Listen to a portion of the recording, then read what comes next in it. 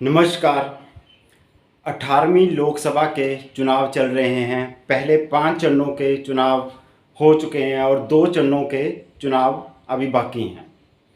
प्रधानमंत्री चुनने के लिए जो चुनाव होते हैं उनको हम लोकसभा के चुनाव कहते हैं। 1952 से लेकर 2019 तक 17 बार प्रधानमंत्री चुनने के लोकसभा के चुनाव हो चुके हैं और इस बार ये 18वीं लोकसभा के चुनाव हैं।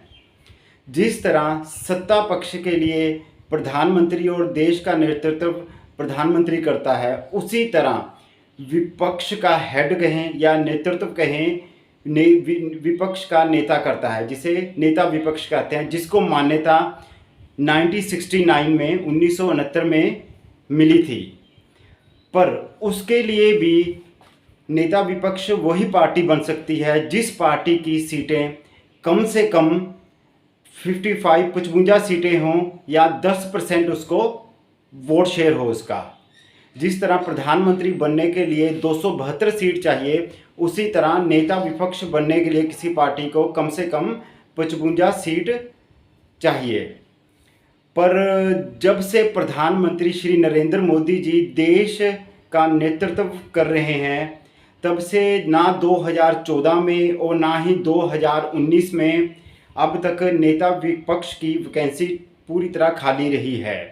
क्योंकि 2014 में भी कोई पार्टी 55 सीट नहीं ला सकी, कांग्रेस सिर्फ 44 सीट पर ही सिमट गई, और 2019 के में भी कांग्रेस सिर्फ 53 सीट पर ही सिमट गई थी और नेता विपक्ष की वैकेंसी फिर खाली रह गई थी।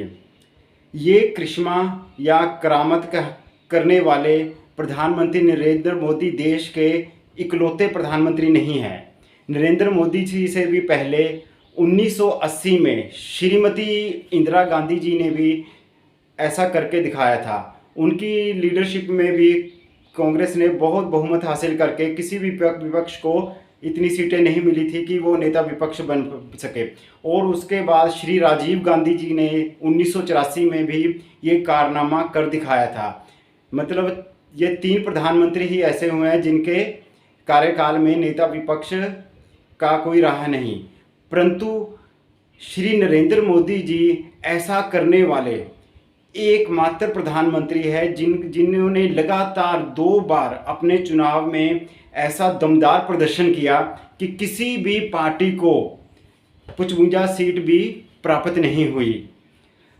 अब ये क्या प्रधानमंत्री नरेंद्र मोदी तीसरी बार 2024 में भी क्या ये करिश्मा कर पाएंगे कि किसी भी पार्टी को 55 सीट या 50 सीट से ज़्यादा ना मिल पाए?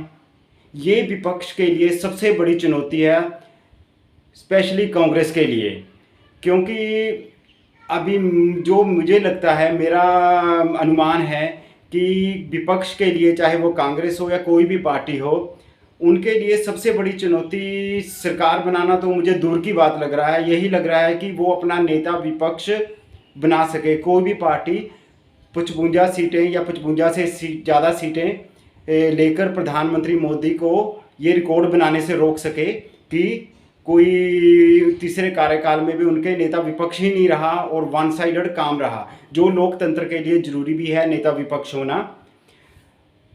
कांग्रेस अगर मेरे हिसाब से या कोई भी सत्ता पार्टी इस बार 100 से ज़्यादा सीटें जीतती है, अगर कांग्रेस 100 से ज़्यादा सीटें जीत लेती है, तो मैं मानता हूं कि 2029 के लिए उनके लिए ये दमदार तैयारी करने का अवसर होगा।